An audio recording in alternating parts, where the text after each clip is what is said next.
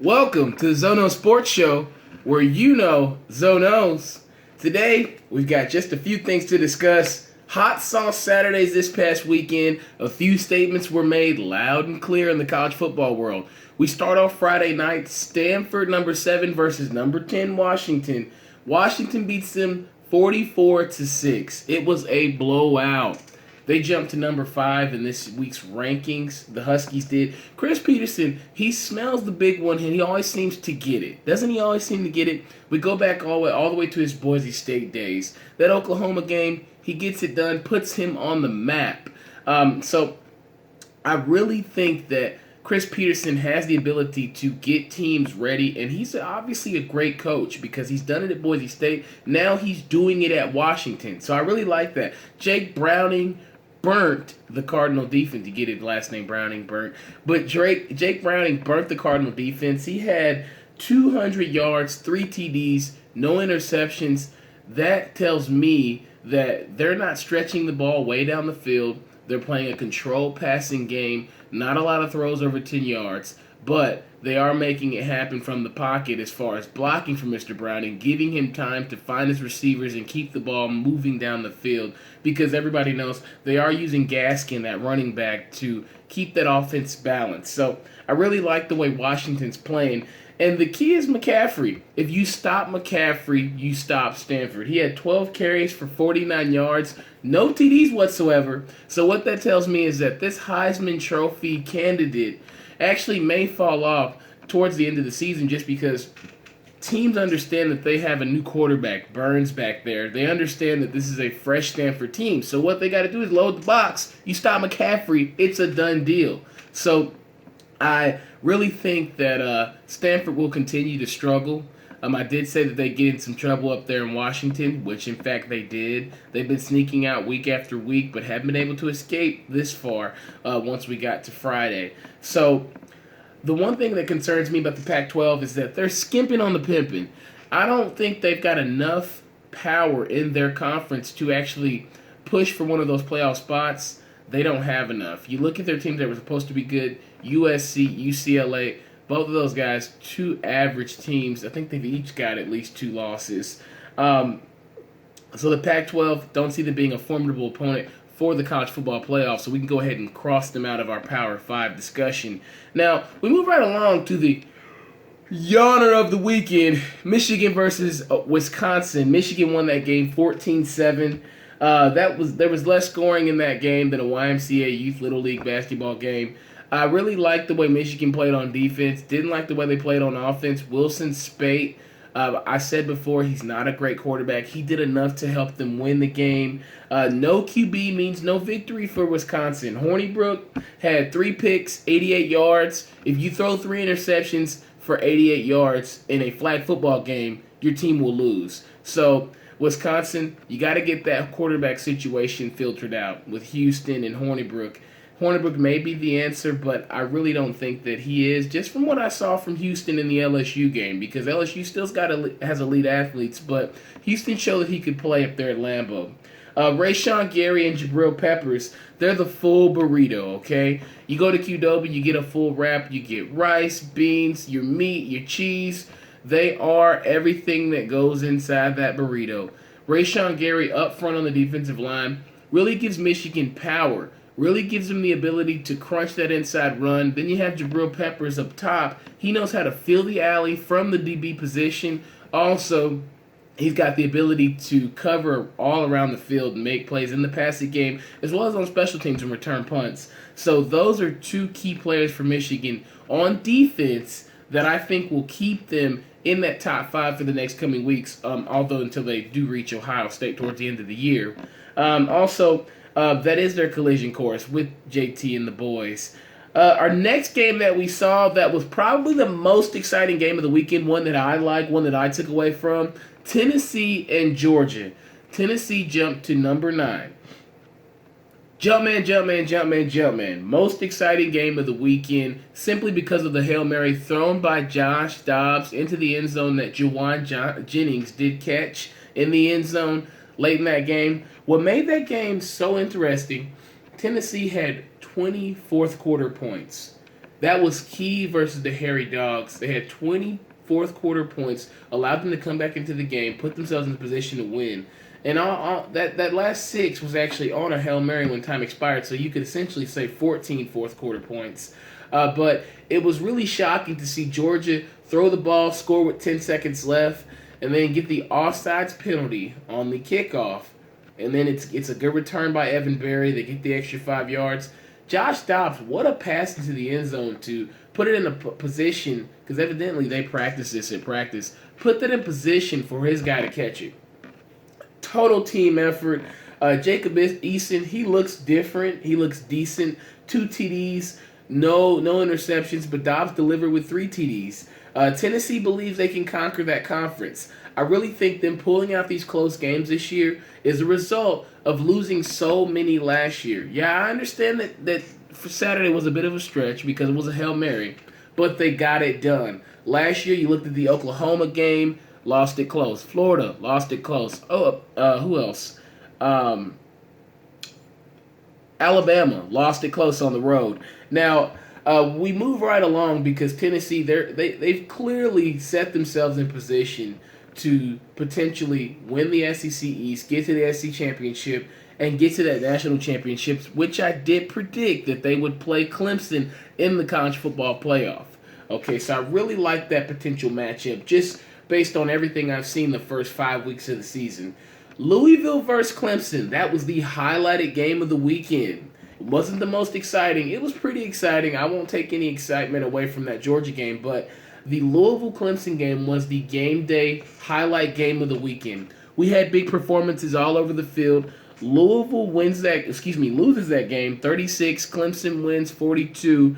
Deshaun Watson, he quiets Lamar like a movie usher. He had 55 TDs, which I really think pushed Clemson over the edge. However, he did have 3 interceptions, but he did what he was supposed to do on the positive plus side for Clemson to come out with the win. Lamar, he still had 300 yards, period, passing. Also, he had 2 rush TDs, 1 pass TD. The Clemson D, they contained him. You want to hold Lamar to simply that 30-point area. Clemson was the first team this year that could do that.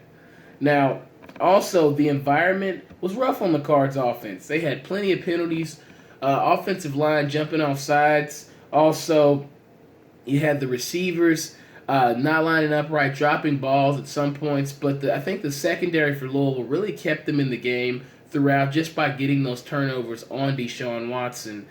So I really think that they will continue to improve. They've got that game late in the year at Houston, so that's a chance for them to jump back into the national spotlight. If Houston is still undefeated and they beat them, that'll give Louisville the best option to jump back in. Hicatini came through all night for Lamar Jackson. Also, James Quick, come on, man. You catch that ball, you've got to fight upfield with 1 timeout. You know you got 1 timeout, but you have to try to score. You got to put your body on the line. My man James Quick is a little nonchalant towards the end of the game on that last catch where he moseys out of bounds. James Quick, you got to try to get that first down to help your team. Give yourself a chance to win, especially with everybody playing so hard. Okay, now moving right along to the other games of the weekend. North Carolina beat FSU. The Noles are done for the playoffs, in my opinion. The losses they've had are too bad. Also, Michigan State, they lost to Indiana. They are officially irrelevant when pertaining to the college football playoff. Charlie and Texas lose again. Charlie's job getting pretty hot down there. They lost 49-31. Texas is starting to show us that they are still a bad defensive team. The game against Notre Dame really doesn't mean much because Notre Dame is not that great this year. Obviously, we can see that. So I really think that Charlie will need to tighten up down there in Texas and possibly win this weekend against Oklahoma, because if he does not, Oklahoma's a mediocre team. If he does not beat Oklahoma, he may not be there. Also, the Bills beat the Patriots. No QB finally snagged Bill Belichick. And the boys, they're 3-1. That ain't bad. They get Tom Brady back. He's an NFL All-Star.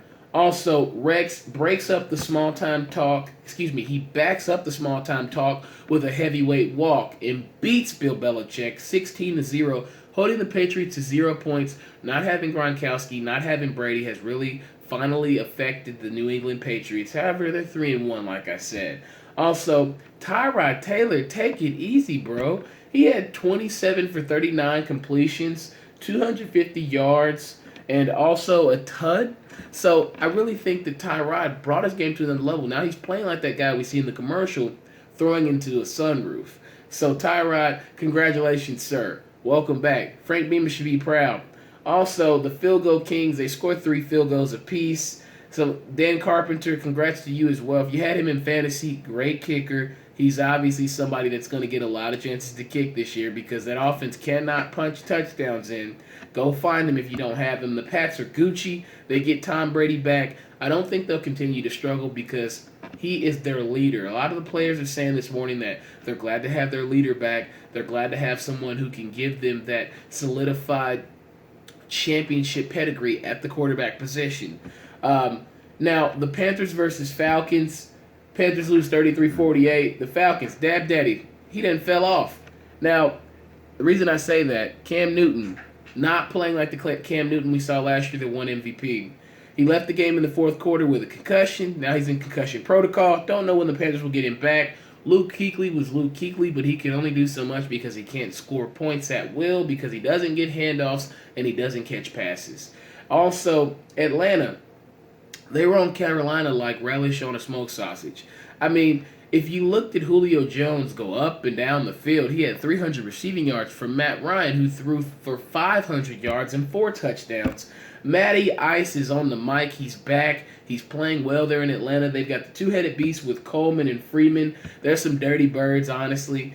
No Josh Norman has become very evident there in California. Him leaving Carolina leaves a sore spot on that defense. Yes, Kurt Coleman's good. Yes, Thomas Davis is good. Luke Kuechly's an all-star. But if you take away Josh Norman, a cover corner, premier cornerback in the NFL, you're going to have issues. Also, the Rams played the Cardinals. First off, let me say, the Rams who beat the Cardinals yesterday 17-13, I apologize sincerely here from Zono Sports. The Rams are actually leading their division at this point. They've beaten 2 division rivals, the Cardinals and the Seahawks. So I can't keep hating on the Rams.